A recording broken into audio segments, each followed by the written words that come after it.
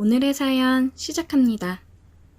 안녕하세요. 저는 20대 건장하고 겁없는 학생입니다. 저는 노는 걸 좋아하는 대학생입니다. 학업에는 크게 관심이 없고요.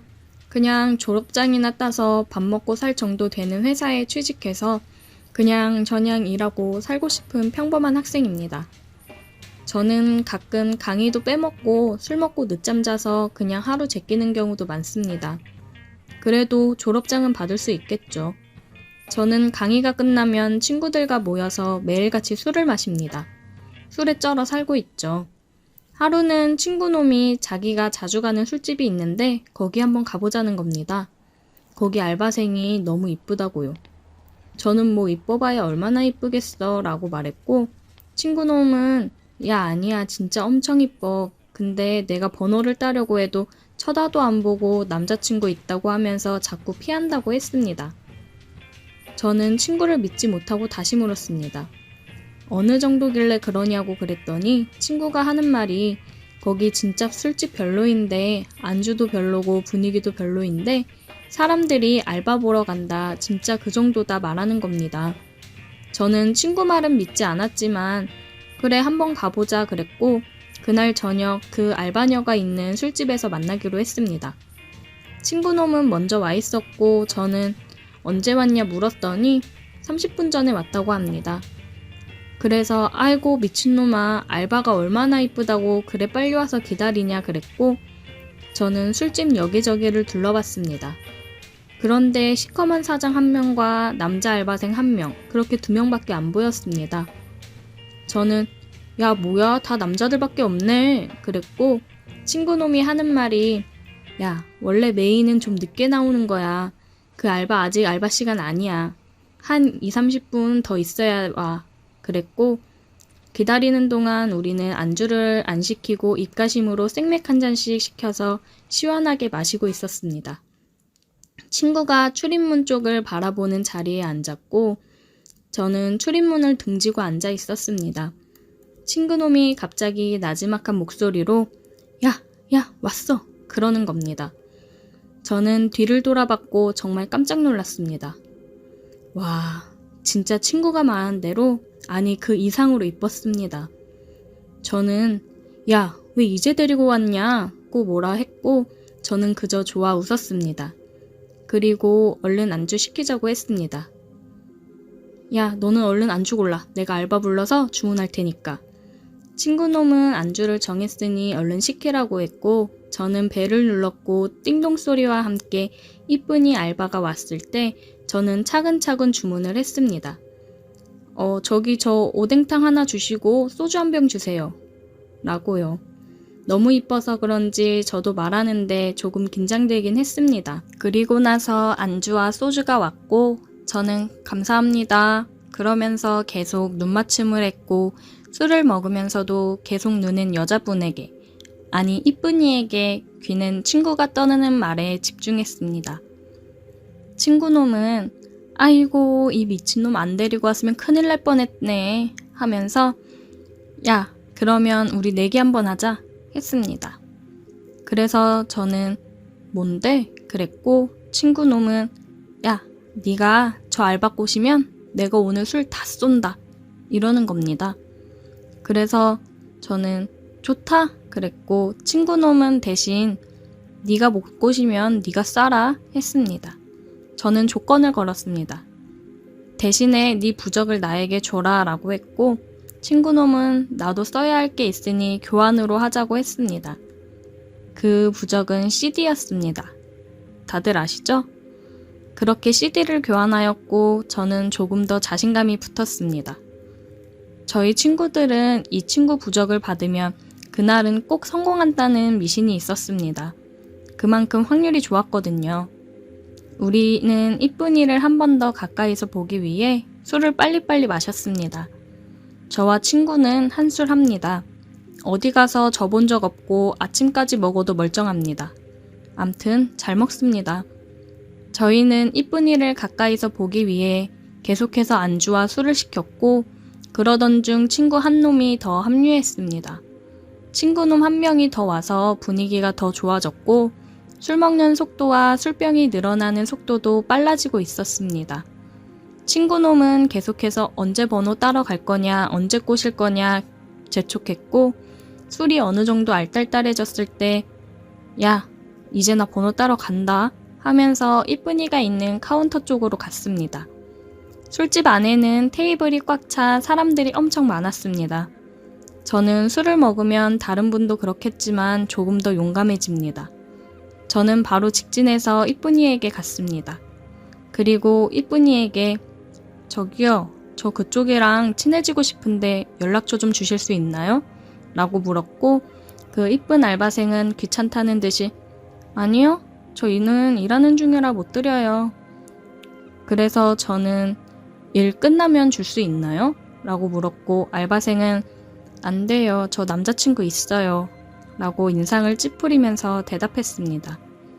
저는 괜히 이상한 놈으로 낙인 찍힐까봐 어떤 말을 할까 하다가 갑자기 생각난 게 혹시 몇 살이냐고 물었고, 그분은 몇 살이라고 얘기를 해줬습니다. 나이를 들어보니 동갑이어서 우리 동갑이네 그러면서 말을 놔버렸고, 나이도 같은데 친하게 지내자며 밥이나 먹고 친하게 지내자고 하면서 연락처 좀 달라고 했습니다. 그랬더니 알바생은 싫은 듯 사장을 쳐다봤고, 저 또한 사장을 쳐다봤습니다. 그랬더니 사장이 안 되겠네요 그랬고, 저는 아니 제가 연락처를 달라는 이유가 나쁜 맘도 아니고 나이도 같고 해서 친구로 잘 지내보자고 하는 건데 그것도 안 되나요 사장님? 그랬더니 사장님은 알바야, 친구로 지내자는데 그건 괜찮지 않을까? 그냥 드려 그랬고, 저는 그렇게 연락처를 받는데 성공하고야 말았습니다. 속으로 아싸 라고 외쳤고, 이제 다 됐다 속으로 말했습니다. 저는 연락처를 받고 이름도 물어보면서 받았습니다. 저는 연락처를 받고 나서 이쁜이 고마워 그랬고, 친하게 지내자라고도 말했습니다. 그리고 이렇게 말했습니다. 이것도 인연인데 우리 술 여기서 마감할 때까지 마실 거니까 사람들 빠지거나 같이 마실 수 있으면 이따가라도 한잔 하자 라고 그랬더니 이 새끼 진짜 뭐야 그런 표정으로 쳐다봤고, 그런 모습도 저는 너무 이뻐 보였습니다. 번호를 받고 나서 가게 안을 둘러봤는데 테이블에 있는 사람들이 전부 저를 보고 있는 겁니다. 처음에는 저 새끼 안 되겠지라는 생각을 했을 텐데 번호를 받고 있으니 저 새끼 대단하다라고 하면서 쳐다보는 것 같았습니다. 저는 씩 웃고 제자리로 돌아갔습니다. 친구는 와, 이 새끼 진짜 대단하다 그랬고, 젠장 술값 내야 되네 라고 말했습니다. 저는 더 나가 야, 내가 오늘 알바랑 끝까지 간다 그랬고 술을 계속해서 먹었습니다. 기분이 좋으니 술도 잘 들어가고 취하지도 않았습니다. 친구놈은 부러운 눈빛과 술값 낼 생각에 얼굴엔 짜증이 가득했습니다. 저는 기분이 너무 좋았고 중간중간 계속해서 이쁜 알바한테 문자를 했습니다. 알바 몇 시까지냐, 안 힘드냐, 도와줄까 등등 쓸데없는 소리를 계속해서 했고, 마감될 때까지 우리는 술을 계속 먹었고 다시 문자를 보내 끝나고 같이 술 먹을 거냐 했더니 한 잔만 하고 가겠다고 했습니다. 친구한테 말하니 이게 뭔 일이냐 그랬고 나는 웬 떡이냐 했습니다. 우리는 그렇게 테이블이 다 빠질 동안 계속해서 술을 마셨고, 마감 전에 다른 테이블이 다 빠져 사장은 이쁜이 알바에게 약속 있으면 먼저 퇴근하라 했고, 알바는 저기 아까 그 남자애들이랑 술 한잔 하기로 했다 그러고 그럼 가서 술 마셔라 라고 사장은 얘기했습니다. 저는 사장에게 감사하다고 넙죽 인사를 드렸고, 사장은 거의 마감 시간이니 계산 먼저 해달라고 했습니다. 그래서 저는 친구한테 야, 얼른 가서 계산하고 와 그랬고, 친구놈은 똥 씹은 표정으로 계산했습니다. 사장님은 술값이 많이 나왔으니 서비스로 안주랑 술 좀 더 줄 테니 알바생이랑 맛있게 먹으라고 했고, 우리는 신나서 술을 먹고 있었습니다. 30분 정도 흘렀나 사장님께서 이쁜이 알바에게 나는 먼저 갈 테니까 계산도 다 됐고 놀다 가라고 술 몇 병 더 꺼내 먹고 가도 된다고 했습니다. 우리는 감사합니다. 조심히 들어가세요 라고 했고, 사장은 알바에게 문 잘 닫고 들어가라고 했습니다. 이쁜이는 알겠다고 했고, 우리는 호구조사도 하고 이것저것 물어보면서 슬슬 친해졌습니다. 이쁜이는 술을 잘 못하는 건지 우리가 술을 잘하는 건지 아니면 피곤해서 그런 건지 몇 잔 안 마셨는데 알딸딸하다고 했습니다. 시간이 지나서 아까 번호 딸 때 너 남자친구 있다고 했는데 거짓말 아니냐고 물어봤고 이쁜이는 오래 만난 남친 있는데 자주 싸우고 잘 안 맞아서 사이가 좀 멀어져서 연락도 잘 안 하고 지낸다고 했습니다. 저는 와 이게 웬 떡이냐 라고 속으로 말했고 이쁜이 고민과 안주, 술을 계속해서 챙겨주고 위해줬습니다. 그랬더니 이쁜이가 하는 말이 너는 매너가 되게 좋네? 라고 말했고 원래부터 여자들한테 매너 좋다고 말했습니다. 이쁜이랑 술자리를 시작하고 나서 술병이 한 병, 두 병 쌓아져 가기 시작했습니다. 술병이 늘어날수록 우리는 더 친해지고 가까워졌고 이쁜이가 하는 말이 지금 남자친구랑 사이가 안 좋아진 지 오래돼서 외롭고 쓸쓸하다고 했습니다.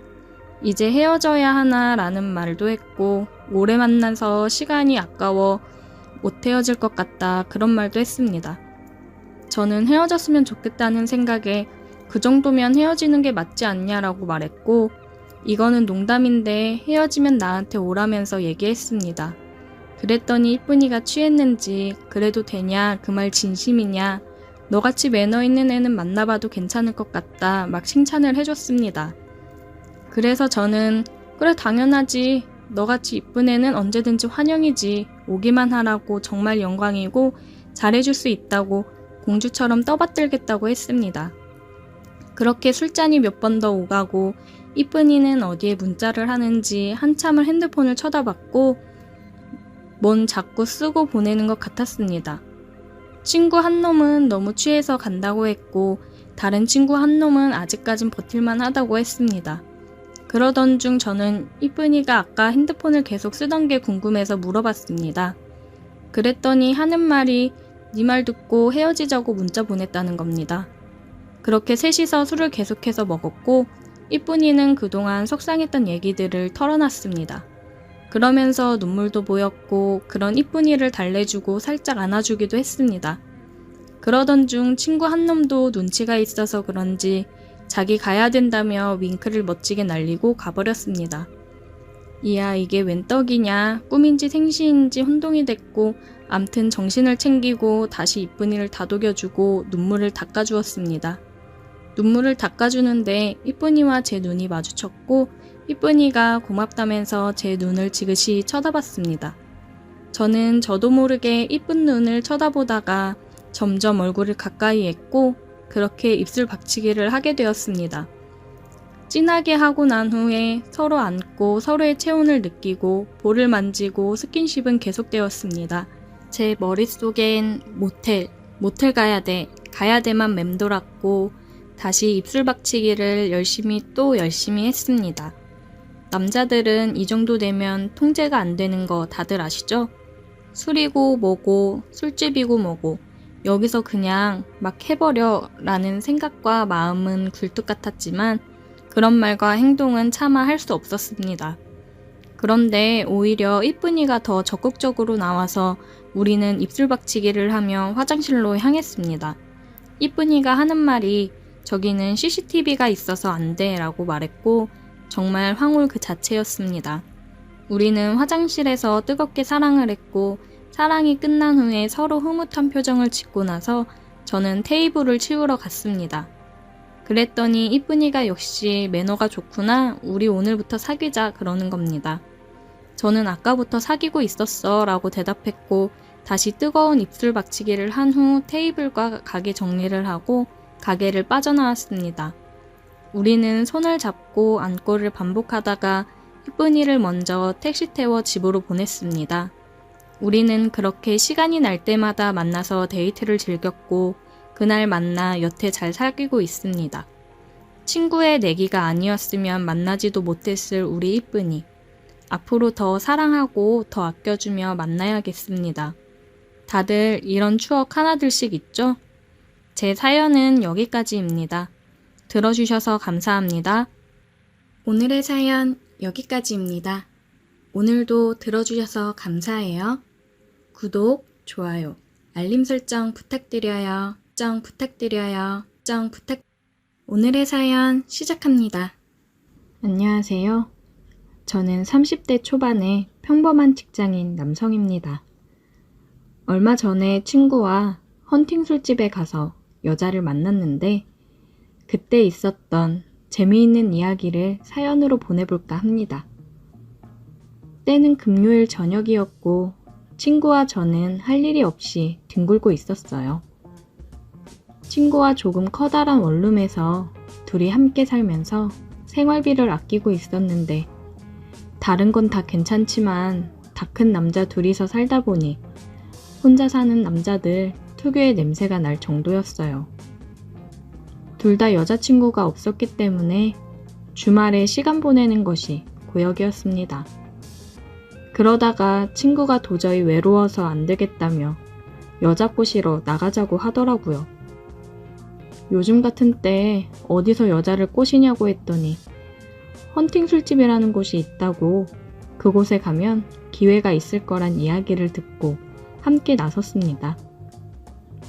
처음 가는 헌팅 술집이었지만 왠지 그날은 느낌이 좋고 무슨 일이 일어날 것만 같았죠. 나름 열심히 꾸미고 갔는데 초저녁이라 그런지 완전 남탕이었습니다. 저희 둘은 생각과 다른 상황에 많이 실망했지만 그래도 포기하지 않고 몇 안 되는 여자 테이블에 열심히 추파를 던지고 다녔어요. 우리 같은 애들한테 누가 넘어오겠나 싶었는데 지성이면 감천이라고 하늘도 감동했는지 2명의 여자가 저희와 합석을 하게 되었습니다. 26살, 27살인 2명의 여자였는데 생긴 것도 괜찮았어요. 한 명은 키 크고 날씬한 스타일이었는데 제가 좋아하는 타입은 아니었고 나머지 한 명은 키는 작고 아담했는데 조용조용하고 청순한 미인이었습니다. 다행히도 친구는 키 큰 여자를 좋아해서 키가 큰 여자와 짝이 되었고 저는 제 마음에 쏙 들은 키 작은 여자와 파트너가 되었어요. 각자 자기소개를 하고 파트너를 정한 뒤에 본격적으로 놀기 시작했는데 말도 잘 통하고 너무 마음에 들었습니다. 제 파트너도 첫인상은 조용한 줄 알았는데 술이 조금씩 들어가니까 말도 많아지고 은근슬쩍 제 팔을 만지면서 스킨십도 하더라고요. 술집에서 한참 술을 더 마시고 2차로 다른 술집으로 이동해서 거기서 술을 더 마셨습니다. 짝없고 외로운 젊은 남녀가 주말 밤에 만나니까 완전 불타올랐습니다. 4명 모두 완전 신나서 누가 보면 부부 동반 모임인 줄 알았을 거예요. 처음 만나는 사이라고는 전혀 생각지도 못하게 잘 맞았습니다. 술자리에서 게임도 하면서 즐겁게 놀았어요. 자연스럽게 서로 파트너와 스킨십을 하다 보니 금방 친해졌습니다. 한참 즐겁게 놀다 보니 시간은 12시가 넘었고 슬슬 피곤하더라고요. 더 이상 술을 마시는 건 무리다 싶었고 어떻게 해야 하나 고민하다가 서로 파트너끼리 찢어져서 행동하기로 했습니다. 여자를 데리고 밤거리를 걸었는데 사실 목적지는 뻔한 거 아니겠습니까? 숙박업소를 찾아서 빈방 있냐고 물어보고 다니는데 이 불타는 금요일 당연히 이 시간이 되니 방도 없더라고요. 그때 시간이 새벽 1시를 넘어가고 있었고 이제 와서 새로운 방이 나올 것 같지도 않았기 때문에 절망적인 상황이었어요. 한국에 이렇게 커플이 많았나 싶었습니다. 나만 빼고 다들 주말마다 이렇게 재미를 보고 있었다니 왠지 너무 억울하고 화가 나더라고요. 아무리 돌아다녀도 빈방은 찾기 힘들었고 그녀도 슬슬 지치고 힘든 기색이 역력했어요. 어떻게 해야 하나 순간 고민을 하다가 어차피 친구는 자기 파트너 데리고 어딘가에서 밤을 보낼 테니 나는 이 여자를 데리고 우리 집으로 가면 되겠다는 생각을 했어요. 돈도 굳고 방이 넓어서 그녀와 둘이 보내기엔 딱 맞는 곳이었습니다. 그래서 여자를 데리고 택시를 타서 집으로 향했습니다. 하지만 집에는 저보다 먼저 온 손님이 있었어요. 친구네 커플도 방을 구하지 못해서 집에 와 있더라고요. 제가 조금만 늦게 집에 도착했으면 친구의 맹궁댕이를 볼 뻔했어요. 아무튼 4명이 한 집에 다시 모이니까 어이없어서 웃기기도 하고 따로 방이 없으니 분위기 잡고 뭔가를 할 수도 없었습니다. 둘만 있고 싶었는데 친구 커플이나 저희 커플 모두 오늘 밤에 다시 나가서 방을 잡기는 글렀다 싶더라고요. 서로를 위해 양보를 해줄 리도 없고 기왕 이렇게 된 거 다시 술이나 먹자 하고 처음으로 돌아갔죠. 냉장고에서 소주를 꺼내서 변변찮은 안주라도 펼쳐놓고 술을 마시기 시작했어요. 여자애들도 처음엔 이게 뭔가 싶었지만 금방 분위기에 적응하고 다시 아까처럼 즐겁게 술을 마셨습니다. 서로 나이도 어린 나이가 아니었고 술자리에서 야시시한 이야기도 하면서 분위기는 후끈 달아올랐습니다. 하지만 아무리 분위기가 달아올라봐야 한 방에 4명이 있는 상황에 아무것도 할 수는 없었어요. 왕게임도 하고 러브샷도 하면서 분위기는 참 좋았는데 진짜 아쉬웠습니다. 저도 그렇고 그녀도 사실 많이 달아오른 상태였습니다. 그렇다고 이제 와서 한 커플이 밖에 나갈 수도 없었고 난감하더라고요. 이미 다들 달아오를 만큼 달아올랐는데 어떻게 할까 고민하다가 제 머릿속에 좋은 아이디어가 떠올랐습니다. 그 당시 저희 방에는 싼 맛에 중고로 구입한 옷장이 하나 있었어요. 이불도 넣어놓고 안 입는 계절 지난 옷도 넣어놓는 곳이었는데 생각보다 옷장이 크고 넓어서 사람이 들어가도 괜찮았습니다. 2대2로 술게임을 해서 지는 커플이 5분씩 옷장 안에 들어가 있는 벌칙을 하자고 했더니 다들 머릿속에 똑같은 생각이었는지 좋다고 찬성하더라고요. 그 뒤로 술 마시면서 무슨 게임을 했는지는 하나도 기억나지 않지만 중요한 건 그 게임에서 우리 커플이 져서 먼저 옷장에 들어가야 했다는 겁니다. 벌칙인지 아닌지 분위기가 애매했지만 일단 제가 먼저 옷장에 들어가서 자리를 잡았더니 그녀가 들어올 자리가 부족해서 그녀는 결국 제 위에 안기듯 걸터 앉았어요. 상황은 그런 분위기가 아니었지만 뭔가 옛날 어릴 적 생각도 나고 나름 신선하고 재미있더라고요. 그녀랑 둘이 옷장 안에 들어가 있었는데 성인 둘이 들어가 있었더니 생각보다 너무 좁아서 바싹 밀착해 있을 수밖에 없었어요. 서로 몸이 딱 붙어서 옴짝달싹 못하는 상황이었지만 오히려 좋았습니다. 그녀가 불편했는지 제 품에 안겨 있었고 뭔가 다 큰 어른들이 하면 안 되는 장난을 하고 있다는 생각에 더 재미있더라고요. 5분씩 들어가 있기로 했는데 저희 둘 다 아무런 말이 없었습니다. 밖에서는 방금 전까지 야시시한 이야기도 서슴없이 하면서 볼 거 못 볼 거 다 보고 지낸 사이처럼 행동하더니 막상 옷장 안에 둘이 들어와 있으니까 뭔가 분위기가 어색하더라고요. 그래도 그 상황에서 남자인 제가 먼저 행동하지 않는다면 아무런 일도 일어나지 않을 것 같아서 그녀를 품에 안은 채로 입에 입을 맞췄습니다. 처음엔 당황하는 듯 하더니 금방 저를 받아주었습니다. 옷장 안은 서로의 숨소리만 가득하고 아무런 말소리도 들리지 않았어요. 당시에 밖에서 친구 커플도 조용한 걸로 봐서는 그 친구네도 저희와 똑같은 일을 하고 있지 않았을까 생각해 봅니다. 아무튼 저희 둘은 그 안에서 5분 동안 계속 입을 맞추다가 나왔고 그 이후에도 계속 술게임을 하면서 두 커플이 옷장 안을 들락날락 했습니다. 어차피 그 안에서 뭘 하는지 서로 다 아는 상황이었지만 그래도 불편하게나마 각자 입도 맞추면서 진도를 뺄 수 있었어요. 그렇게 새벽 늦게까지 놀다가 지쳐서 다들 쓰러져 잠이 들었고 다음날 늦게 일어나서 집 앞 해장국집에서 밥 먹고 여자들을 보냈습니다. 막상 집에 돌아와 보니 엉망이 되어버린 집안 꼴을 보면서 솔직히 조금 어젯밤에 있었던 일들이 떠오르면서 창피하더라고요. 제가 여자라면 이렇게 찌질한 남자들이랑 다시 연락을 할까 싶었습니다. 하지만 다행히도 제 파트너는 그 뒤로도 꾸준하게 저와 연락하다가 데이트도 몇 번 하고 지금은 여자친구가 되었습니다. 하지만 제 친구는 파트너가 애프터 신청을 거절해서 그날 하룻밤의 즐거운 기억만 남기고 다시 솔로로 지내고 있어요. 요즘 여자친구와 만나면 그때 옷장 안에 다시 들어가 보고 싶다고 하는데 집에서 쓸쓸하게 혼자 있을 친구를 생각하면 차마 친구에게 미안해서 할 수가 없네요. 제 방보다 훨씬 좋은 숙박업소를 이용하고 있는데 그래도 그날의 좁았던 옷장 안이 더 재미있었던 것 같아요. 오늘의 사연 여기까지입니다. 오늘도 들어주셔서 감사해요. 구독, 좋아요, 알림 설정 부탁드려요.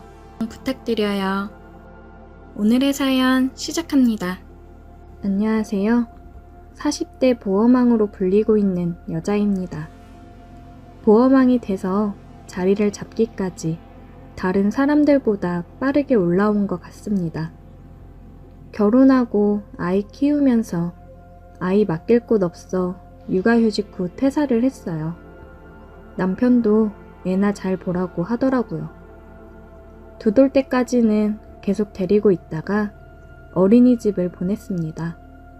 어린이집 보내고 나서 간간히 파트타임 알바를 하고는 했어요. 원래 일하던 사람이라 가만히 집에만 있는 게 많이 답답하기도 했고 용돈벌이라도 해야 애한테 조금이나마 더 좋은 것도 해줄 수도 있고 제 용돈으로 사용할 수도 있으니까요. 그렇게 간간히 알바를 하면서 지냈습니다.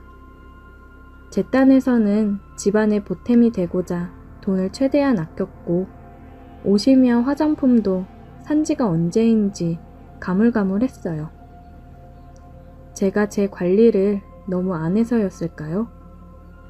저는 알바하고 아끼고 아껴 한 푼 두 푼 모아 적금이 만기가 되어 남편 선물 하나 살까 하고 백화점에 갔어요.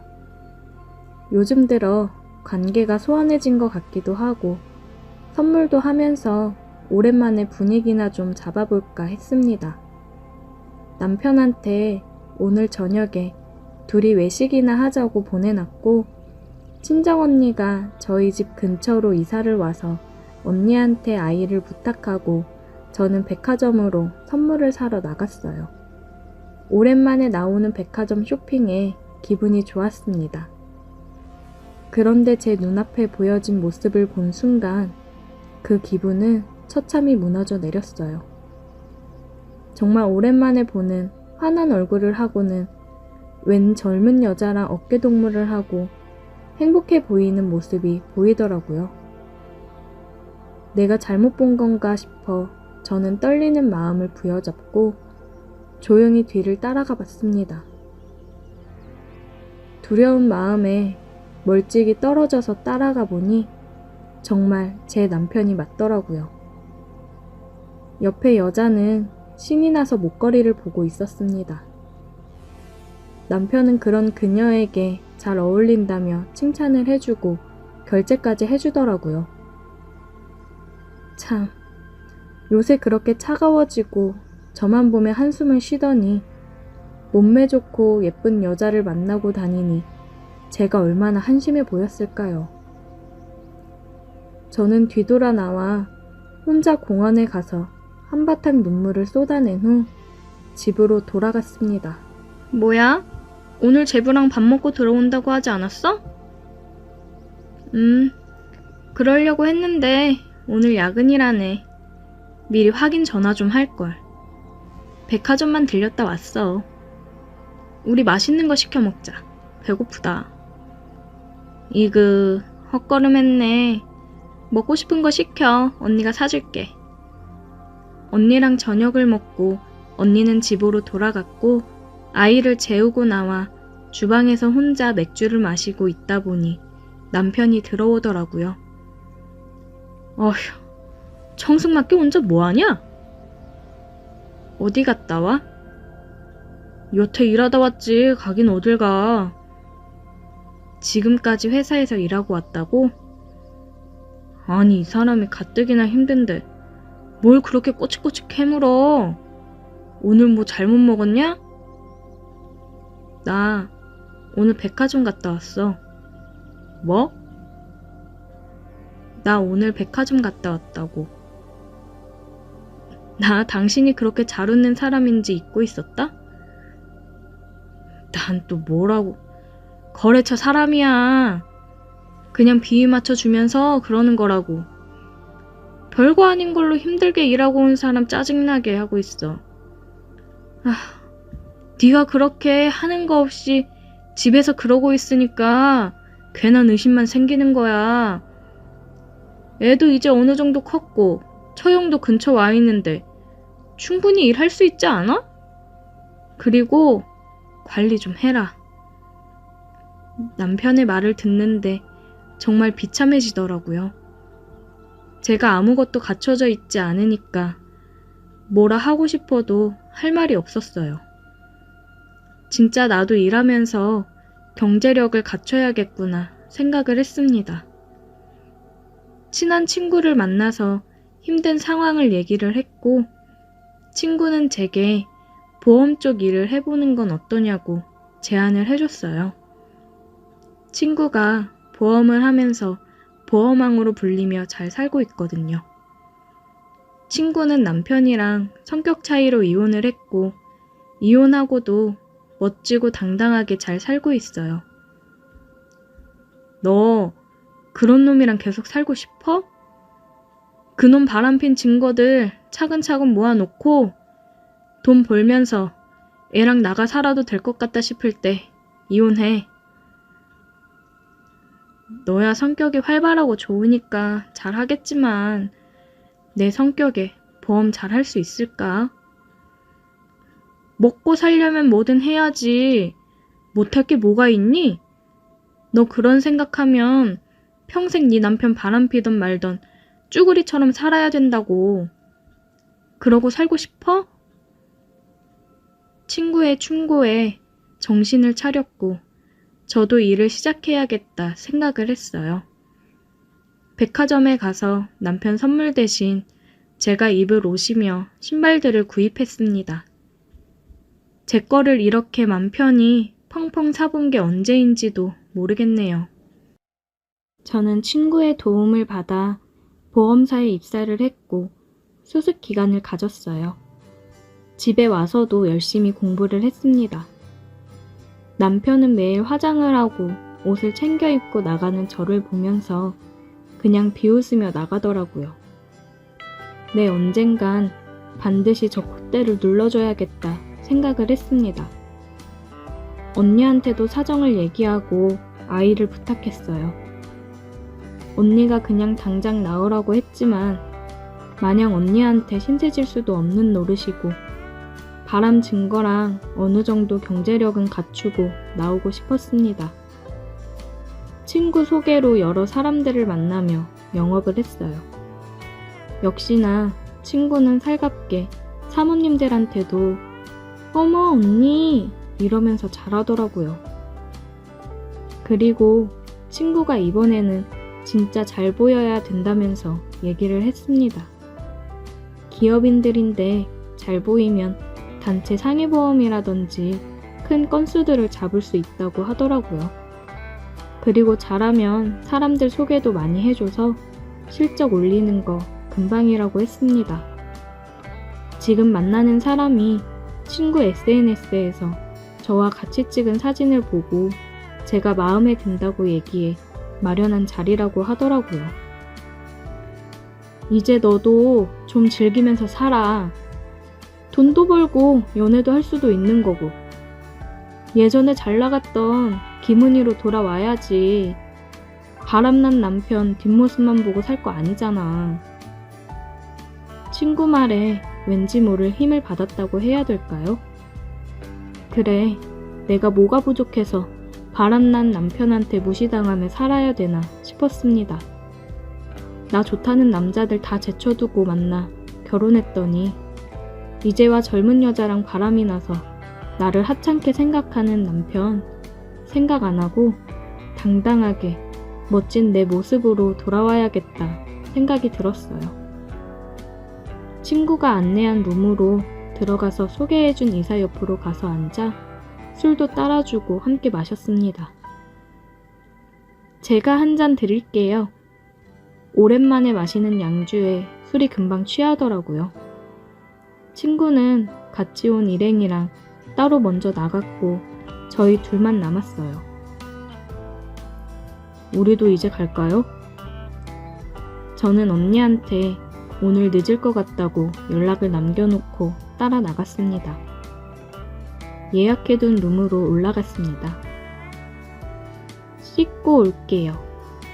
저는 화장실에 들어갔다가 나왔고 그 사람은 제게 입을 맞춰 왔습니다. 굉장히 부드럽게 안아주더라고요.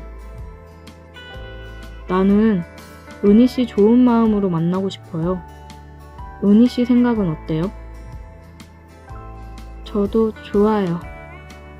그냥 오랜만에 느껴보는 따뜻한 온도에 몸과 마음이 녹았어요.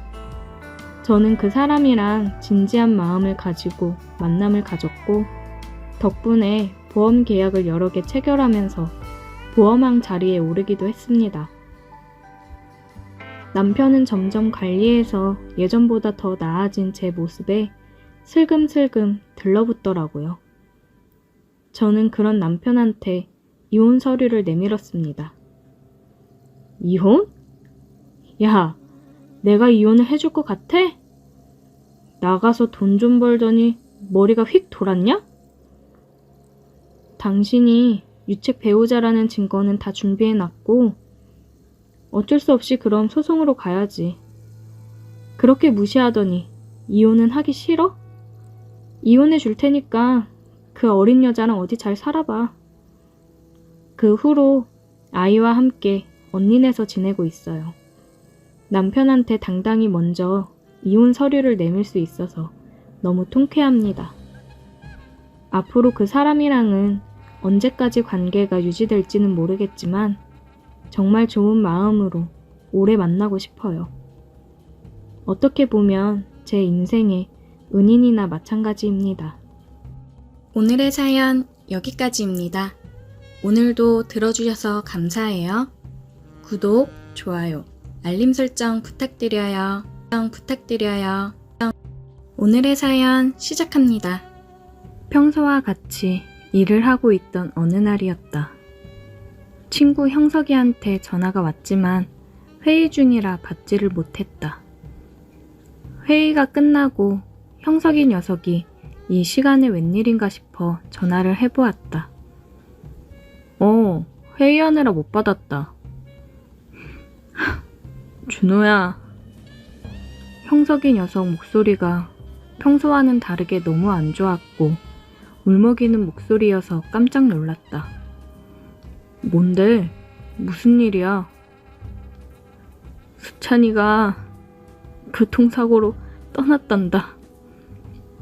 형석이한테 들은 얘기는 정말 충격적이었다. 정말 이렇게 순식간에 하늘로 떠나버리다니. 근데 이 와중에 생각이 드는 건 수찬이 와이프 미영의 걱정이 앞섰다.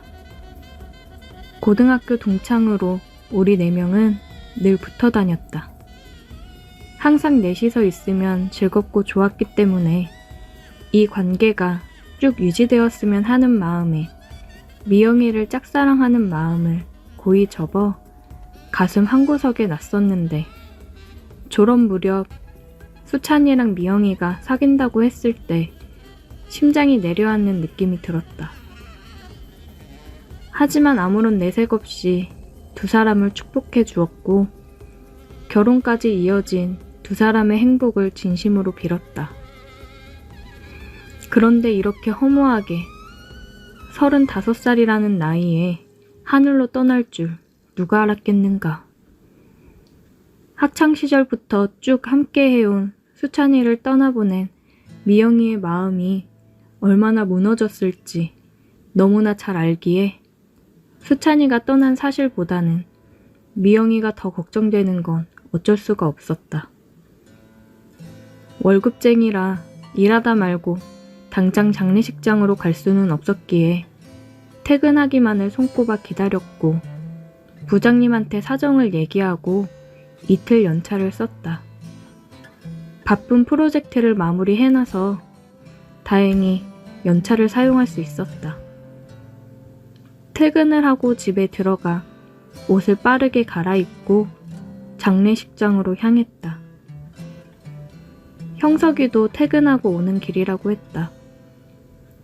들어가서 보이는 건 영혼 없는 눈빛을 한 채 서 있는 미영이의 모습이었다. 그런 미영이를 보니 내 마음 또한 무너지는 느낌이었다. 이제 퇴근할 시간이라 그런가 조문객들은 많지 않았고 가슴을 치며 울고 계시는 수찬이 부모님께 가서 먼저 인사를 드렸다. 어머님은 나를 보더니 나를 안으며 더 목 놓아 오셨다. 나도 같이 눈물을 흘렸다. 사진 속 수찬이의 모습을 보니 정말 수찬이가 이제 더 이상 함께할 수 없다는 게 실감이 났다. 수찬이에게 인사를 건네고 미영이를 마주했다. 괜찮아? 미영이는 아무런 말이 없었다. 그냥 여전히 멍한 영혼이 없는 눈을 하고 있었다. 형석이가 왔고 우리는 조문객을 받고 함께 있었다. 시간이 흘러 수찬이의 발인까지 마무리를 했다. 형석이는 회사 일 때문에 먼저 가봐야 한다고 했고 나는 미영이를 따라 유품 정리를 도와주려고 했다. 차를 타고 가는 내내 미영이는 아무런 말이 없었다. 그래, 사랑하는 남편을 떠나보낸 마음을 어찌 내가 헤아릴 수 있을까? 나도 아무런 말 없이 운전을 했다. 집에 도착을 했고 미영이를 따라 집으로 들어갔는데 미영이가 갑작스레 눈빛이 변하더니 웨딩 사진을 들고 바닥에 내던졌다. 그리고 집안 물건들을 던지며 소리를 지르기 시작했다. 미영아, 왜 그래? 정신 차려. 지금 뭐 하는 거야? 이거 놔! 이거 놔! 미영이는 힘들게 잡고 있던 이성의 끈을 놓친 것 마냥 소리를 지르며 집을 엉망을 만들어 놨다. 모든 걸 쏟아냈는지 미영이는 그제서야 주저앉아 목 놓아 울기 시작했다. 내가 할 수 있는 거라곤 그런 미영이를 안고 다독여주는 것밖에 없었다. 무슨 일이 있는 건지 물어보고 싶었지만 입이 떨어지지 않았다. 한참을 울고 진정이 됐는지 그제서야 말을 하는 미영이었다. 준호 너한테 너무 못 볼 걸 보였다. 미안. 이제 가봐도 돼. 이렇게 두고 어떻게 가. 내가 정리할 테니까 들어가서 좀 쉬고 있어. 저 방에 들어가기도 싫다. 그럼 소파 위에 앉아있어. 내가 금방 치울게. 미영이는 소파 위에 앉아 또다시 영혼이 없는 눈빛을 하고는 멍하니 앉아있었다. 대충 물건을 정리하고 미영이한테 저녁을 먹자고 했다. 미영아, 저녁 먹자. 뭐라도 먹어야 힘을 내지. 생각 없어. 산 사람은 살아야지. 너 이러는 거 보면 수찬이도 위에서 많이 힘들 거야. 내 말을 들은 미영이는 또다시 눈물을 흘리기 시작했다. 너 김수찬이 왜 저렇게 됐는지 알아? 바람난 여자랑 여행 가다가 사고로 죽은 거야. 나한테는 출장 간다고 해놓고 딴 여자랑 여행 가다가 저렇게 된 거라고.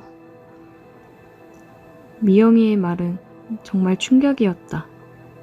수찬이가 미영이를 두고 바람을 폈다니. 너무 충격적이라 말문이 막혔다. 가장 힘들 게 뭔지 알아? 요즘 예전 같지 않고 바람 피는 듯한 느낌이었는데 정말 다른 여자랑 바람이 난 거더라. 근데 원망할 사람이 없어. 원망도 못 해보고 그 여자랑 같이 떠나버렸어. 창피하고 비참해서 어디 말도 못해. 나 놔두고 혼자 가서 슬퍼해야 되는 거니? 아니면 바람 피더니 꼴 좋다고 좋아해야 되는 거니? 진짜 가슴이 턱턱 막혀. 미영이가 계속 영혼 없이 멍하니 있었던 이유를 이제야 알았다. 나는 말없이 미영이를 안아주었고 미영이는 내게 기대 또 한 번 목 놓아 울었다. 그 이후로 몇 주의 시간이 흘렀고 나는 매일 미영이를 찾아갔다. 항상 미영이랑 함께 저녁을 먹었다. 그동안 짐을 정리하면서 수찬이가 바람핀 흔적들을 많이 발견했다. 그런 것들을 모두 보고 정리를 하고 나서야 미영이도 마음을 다잡고 조금이나마 털어버린 것 같았다. 바로 집도 내놓았고 이사를 했다. 예전에 미영이로 조금씩 돌아오는 것 같아서 다행이라고 생각했다. 준호야, 이제 이렇게 매일 그만와도 돼. 나 일도 다시 시작할 거고 많이 괜찮아졌어. 왜? 너 나랑 밥 먹기 싫어? 나는 요즘 밥 같이 먹을 사람 있어서 좋은데. 너도 할 일 많을 거 아니야. 나 그만 불쌍하게 생각해도 돼. 나 진짜 괜찮아. 괜한 동정심으로 이렇게 하면 나 진짜 불쌍한 거 같잖아. 네가 뭐가 불쌍해. 그리고 나 동정심으로 이러는 거 아니야. 내가 좋아서 오는 거야. 그리고 괜찮아졌다는 애가 맨날 그렇게 울상이냐? 충분히 위로됐어. 진짜 괜찮아. 이제 그만 와. 싫어. 계속 오고 싶어. 너 혼자 두기 싫어. 왜 이렇게까지 해? 형석이가 그러더라. 너 나랑 밥 먹고 다시 야근하러 회사 들어간다며. 힘들게 안 그래도 돼. 형석이 놈은 뭐하러 그런 얘기를 해서. 지금 이런 상황에서 할 말은 아니지만 나 너 좋아해, 미영아. 우리 처음 만난 고등학교 1학년 때부터 너 좋아했어. 정말 그냥 내가 좋아서 하는 거야. 이렇게라도 옆에서 조금이나마 챙겨주고 싶어서. 몰랐어, 준호야. 미안한데 나는 다른 사람을 만날 자신이 없어. 수찬이랑 20년을 가까이 함께 했는데 내 모든 청춘 인생의 반 이상을 함께 했는데 다른 여자한테 눈 돌아가서 멀어지는 건 정말 한순간이더라. 그런데 내가 어떻게 남자를 만나 사랑이란 걸 다시 할 수 있겠어. 나 너한테 바라는 거 없어. 그냥 옆에만 있게 해줘. 난 그거면 돼. 그러다 너무 힘들어서 기대고 싶은 순간이 생길 때 그냥 나한테 기대주기만 하면 난 그거로 충분해. 미영이는 말없이 밥을 먹었다. 그 이후로 나는 거의 매일 미영이를 찾아갔고 같이 저녁을 먹었다. 쉬는 날이면 근처로 바람을 쐬러 나가고는 했다. 미영이도 점점 편해지는 것 같았고 조금은 마음을 여는 듯 했다. 몇 달을 그렇게 했을까? 이번에 승진을 했는데 미영이가 축하한다며 맛있는 음식들을 해줬다. 술을 한 잔씩 하며 진솔한 대화를 이어갔다. 준호야, 사람 마음이라는 게 참 간사하더라. 정말 다시는 사랑 같은 거 안 할 줄 알았는데 너 이번에 바빠서 일주일 정도 못 봤었잖아. 그때 진짜 너무 허전하더라. 계속 생각나고 너가 없으니까 심장 한구석에 구멍이 난 느낌이었어. 미영아, 근데 솔직히 아직 너무 무서워. 너도 나를 떠나가지 않을까. 너까지 그러면 나 정말 앞으로 살기가 힘들 것 같거든. 그래서 내 마음을 너한테 얘기하는 게 많이 고민됐는데 너가 나를 좋아했다는 얘기를 듣고 생각해보니까 우리가 함께한 세월 동안 묵묵히 옆에서 나를 참 많이 챙겨줬더라. 그 마음이 너무 고마워서 나도 내 마음에 대해 얘기하고 싶었어. 정말 고마워. 많이 힘들 텐데 솔직하게 얘기해줘서. 그리고 나한테 마음 열어줘서 정말 고마워, 미영아. 나 17살 때부터 너를 좋아했고 너에 대한 내 마음 아직까지도 변함이 없어. 너만 괜찮다고 하면 나는 너랑 평생 함께 행복하게 해줄 자신 있어. 고마워, 준호야. 미영이는 눈물을 흘렸다. 나는 그런 미영이의 눈물을 닦아주었고 떨리는 미영이의 얼굴을 잡고 입술을 포개었다. 포근하고 따뜻했다. 그렇게 우리는 천천히 하나가 되었다. 내가 항상 꿈꿔오기만 했던 일들이 이루어지는 순간들이었다. 우리 상황을 다 전해 들은 형석이는 축하한다고 얘기해줬다. 너 미영이한테 고백하려다가 수찬이가 먼저 고백해서 고백도 못한 거 아는데 이렇게 둘이 다시 이어지려고 그동안 네가 연애도 제대로 안 하고 여태 결혼도 안 했나 보다. 둘이 인연은 인연인가 봐. 수찬이 하늘에서 미영이한테 덜 미안하게 네가 잘 해줘라.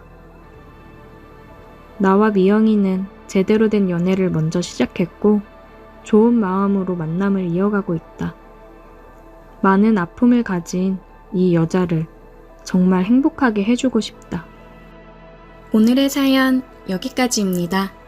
오늘도 들어주셔서 감사해요. 구독, 좋아요, 알림 설정 부탁드려요. 오늘의 사연 시작합니다. 안녕하세요. 저는 50을 바라보고 있는 남자입니다. 아들, 딸 하나씩 키우고 있는 중입니다. 그냥 평범하게 직장 생활을 하고 있습니다. 와이프는 사업을 하나 시작했는데 대박이 나서 아주 저보다 바쁘게 지내고 있습니다. 뭐가 그리 바쁜지 매일 늦게 들어오더라고요. 집안일은 이제 뒷전입니다. 그래서 대부분 청소나 빨래 같은 건 제가 다 하는 편인데 음식하는 거는 마음대로 안 되더군요. 애들도 한참 잘 먹을 때인데 매번 배달 음식 먹는 것도 좀 그래서 와이프한테 한 소리 했습니다. 여보, 매일 시켜 먹는 것도 한계가 있어. 반찬 좀 해놓으면 안 돼? 내가 대충 꺼내 먹고 데워 먹을게. 다른 건 내가 다 하잖아. 밥만 좀 부탁해. 밥 타령은 진짜 시켜 먹는 게 얼마나 편하고 맛있어. 그냥 대충 좀 먹으면 안 돼? 나는 뭐 노니?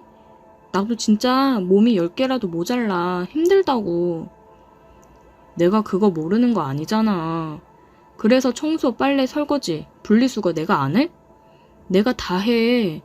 그거 하는 걸로 내가 당신한테 투정 부린 적 있어? 밥 먹는 거는 애들도 있으니까 좀 신경 써 해달라고 하는 거지. 내가 하는 건 맛없다고 애들도 안 먹으려고 하니까 그러는 거 아니야. 밥 해주는 게 그렇게 어렵니? 밥 해줄 시간이 없다니까? 내가 몇 시에 들어오는데 나 진짜 하루 종일 하는 게 일이야. 나는 그럼 언제 쉬는데? 이제 자리 잡기 시작해서 잘 되는데 계속 치고 나가야 될 거 아니야. 이해 좀 해주면 안 돼? 내가 도우미 아줌마 부를게. 당신도 그러면 좀 편할 거 아니야. 아니 무슨 도우미야. 그냥 밥만 좀 해주면 되는 걸. 그러니까 나도 밥하기 힘들다고. 자기가 차려 먹을 거 아니면 도우미 써 그냥. 내가 알아서 부를 테니까. 당신은 그렇게 알아. 와이프는 자기도 힘들다며 도우미를 부른다고 했습니다. 참, 요즘 보면 돈 맛에 들려서 가정은 뒷전이고 자기 사업 확장에만 눈이 멀어 있는 것 같습니다. 물론 와이프 돈 많이 벌면 좋죠. 저보다도 많이 벌어오니 당연히 집안일도 제가 더 분담하는 건 맞다고 생각합니다. 그런데 저도 일을 하기도 하고 식사 부분은 저보다 확실히 와이프가 실력이 좋으니 애들을 생각해서라도 조금 더 신경 써달라고 부탁을 한 건데 이렇게 짜증을 내며 도우미를 부르겠다고 할 줄은 몰랐습니다. 그래도 도우미 없는 것보다야 있는 게 낫지 싶어 아내가 불러준다기에 알겠다고 했습니다. 다음날 퇴근을 하고 집에 오니 아이들은 방에서 공부 중이고 아내가 부른다던 도우미 분이 계셨어요. 안녕하세요. 저 오늘부터 일하기로 한 김민영입니다. 사모님이 비밀번호랑 해야 될 일들 알려주셔서 했어요. 따로 더 신경 써서 해야 될 부분이나 일 있으면 얘기해 주세요. 네, 안녕하세요. 뭐 집사람이 잘 얘기했겠죠. 잘 부탁드릴게요. 아이들한테는 어떤 음식 좋아하는지 물어봤어요. 사장님은 어떤 음식 좋아하세요? 좋아하는 음식들로 식단 짜서 식사 준비할게요. 저는 그냥 집밥이면 다 잘 먹습니다. 한식 좋아해요. 네, 그럼 한식 위주로 식사 준비할게요. 또 필요하신 거 있으시면 얘기하세요. 첫인상부터 굉장히 친절하고 밝은 모습이 눈에 들어오더라고요. 와이프 웃는 얼굴을 본 지가 언제인지 이 집안에 사람이 하나 새로 들어온 것 뿐인데 집안 분위기가 굉장히 달라졌습니다. 처음에는 솔직히 낯선 사람이 집에 있으면서 내가 해야 되는 청소며 빨래, 설거지 등을 해주니까 좀 불편하기는 했는데 점점 편해지더라고요. 보통 저녁 식사까지 차리고 정리까지 해준 뒤 8시쯤 퇴근을 했어요. 주말에 애들은 독서실을 가고 와이프는 또 사업차 나갔다 온다며 나가고 집에는 민영 씨랑 둘이 있었습니다. 그래서 여유롭게 커피 한 잔 마시며 얘기를 나눴어요. 아, 민영 씨, 일하면서 쉴 때는 서재방 쓰셔도 돼요. 편하게 쉬세요. 신경 써주셔서 감사합니다. 알아서 척척 잘해주시니 제가 감사하죠. 민영 씨 덕분에 요즘 제가 아주 편하게 지내고 있어요. 사모님이 워낙 바쁘셔서 사장님께서 집안일을 대부분 다 하셨다면서요? 쉽지 않은 일인데 정말 대단하세요. 대단하긴요. 다 사람 하는 일인걸요. 애들이 있으니 제가 더 잘하려고 해야죠. 아마 저도 애들 없이 혼자였으면 잘 안 했을 거예요. 멋진 남편의 멋진 아빠네요. 너무 부러운걸요? 아니에요. 아, 민영씨, 8시에 끝나고 가면 가족들 식사는 어떻게 해요? 아, 저 혼자 살아요. 남편이 교통사고로 먼저 가서 혼자 된 지 좀 됐어요. 신혼 즐긴다고 3년간 아이 계획이 없었거든요. 근데 그 사이에 먼저 가버렸네요. 아, 미안해요. 몰랐네요. 미안하긴요. 모르셔서 그런 건데. 괜찮아요. 벌써 5년도 더 된 일인데요, 뭐. 그녀와 얘기를 많이 나눠보니 정말 대화가 잘 통했고 아픔을 갖고 있는 그녀가 안쓰러웠습니다. 그런 거 있잖아요. 그냥 내가 보호해줘야겠다 싶은 여자. 민영 씨가 제게 그렇게 느껴졌어요. 사업을 시작하고 드세지고 저를 무시하기만 하는 와이프랑은 다른 모습에 제가 빠져들었는지도 모르겠습니다. 와이프는 집에 잘 있지도 않으니 민영 씨랑 결혼 생활을 하는 기분이 들었어요. 그래서 조금이나마 더 보고 싶어서 일찍 퇴근하려고 노력했고 집에 와서 민영 씨랑 대화하며 저녁 준비를 하고 그랬습니다. 아이들도 민영 씨 음식 솜씨에 아주 반했어요. 와, 아줌마 진짜 맛있어요. 최고 최고. 저 요즘 학원 가기 전에 편의점에서 많이 사 먹었는데 일부러 아줌마가 해주는 밥 먹고 학원 가려고 집에 들렸다 가잖아요. 진짜 최고예요. 학원을 갔다가 보통 10시에 집에 들어오는데 그 전에 친구들이랑 학원 가기 전에 식당이나 편의점에서 사 먹고 그랬는데 요즘은 집에 와서 밥을 먹고 가더라고요. 덕분에 용돈도 아끼고 화장품 하나 더 살 수 있다고 좋아했습니다. 이게 제대로 된 가정이라 느꼈어요. 정말 일이 바쁜 건지 아니면 다른 남자가 생겨서 밖으로 놔두는 건지 와이프에 대해 저도 마음이 점점 멀어져 갔습니다. 그리고 제가 끝내 붙잡고 있던 이성의 끈이 끊어진 일이 있었어요. 보통 저는 청소할 때 물걸레 청소기를 사용합니다. 민영 씨가 바닥 청소를 하는 건 처음 봤어요. 보통 퇴근 전에 끝내놓으니까요. 민영 씨가 주 6일 근무로 일요일만 쉬는데 저도 토요일에 골프 치러 나가거나 모임을 갔다 오거나 했어요. 그래서 바닥 청소하는 건 못 봤습니다. 근데 물걸레 청소기를 안 쓰고 손걸레로 바닥을 닦더라고요. 민영씨, 설마 계속 손걸레로 바닥 닦은 거예요? 네? 아, 손걸레로 닦는 게 제대로 닦이는 느낌이라 손걸레를 찾게 되더라고요. 그래도 무릎이며 많이 아프고 힘들 텐데 물걸레 청소기 있는데 그거 쓰시지. 괜찮아요. 이게 편해서 그런 건데요, 뭐. 민영 씨는 다시 바닥을 닦기 시작했어요. 무릎을 꿇고 고양이 자세로 바닥을 닦는데 뒤태를 보니 남자라는 동물이라면 참을 수가 없는 상황이었습니다. 저는 헛기침을 하며 다시 TV를 보다가 힐끔힐끔 쳐다봤어요. 그리고 걸레를 들고 세탁실로 갔는데 비명소리 같은 게 들리더라고요. 보니까 걸레를 빨려고 하는데 호스가 빠지면서 물이 확 나와서 옷이 다 젖었더라고요. 민영씨, 괜찮아요? 아, 네, 괜찮아요. 옷 다 젖은 거 아니에요? 얼른 갈아입으셔야 될 것 같은데. 아, 옷이... 집사람 옷 안 입는 거 있거든요. 꺼내드릴게요. 아, 네, 괜히 죄송해요. 죄송하긴요. 제가 옷 가지고 나올 테니까 수건으로 좀 닦고 있으세요. 저는 와이프가 안 입는 옷을 찾아 꺼내 서재에 있는 민영 씨에게 가져다 주었습니다. 방문을 열어보니 살짝 젖은 머리카락을 닦고 있는 민영 씨를 보는데 가슴이 뛰었어요. 민영 씨, 여기 옷이요. 감사해요. 예, 그럼 저는 나가 있을게요. 사장님, 저거 이 옷 잘 어울리는지 봐주실래요? 네? 민영 씨는 젖은 옷을 갈아입으려고 했습니다. 그 순간 제 이성의 끈은 완벽하게 끊어졌어요. 그녀에게 다가가 키스를 했습니다. 이러면 안 되는데 사장님 너무 좋아해요. 저도 민영 씨가 너무 좋습니다. 우리는 서재에서 뜨겁게 사랑을 나눴습니다. 여태 지내오면서 서로에 대한 마음이 알게 모르게 커져갔어요. 정말 신혼생활을 하는 것처럼 둘만의 찌릿찌릿한 무언가가 있었습니다. 그러다 분위기가 이렇게 만들어지니 폭발해버린 거죠. 심장이 빠르게 쿵쾅거리며 뛰는데 너무 행복한 떨림이라 좋았습니다. 저는 종종 평일에 연차를 쓰면서 집에서 민영 씨와 즐거운 시간을 보냈어요. 앞치마를 두른 민영 씨를 뒤에서 안으며 달콤한 생활을 했습니다. 와이프한테 고마운 마음이 들었어요. 이런 천사 같은 여자를 만나게 해줘서요. 와이프랑은 모든 걸 정리하고 민영 씨와 새로 시작하고 싶은 마음이 굴뚝 같지만 한참 사춘기에 중요한 시기에 있는 아이들을 생각하니 또 이건 아닌 것 같고 그냥 이렇게 몰래 우리 두 사람의 사랑을 키워나가야 하겠죠? 집에서는 특히나 조심해야겠습니다. 오늘의 사연 여기까지입니다.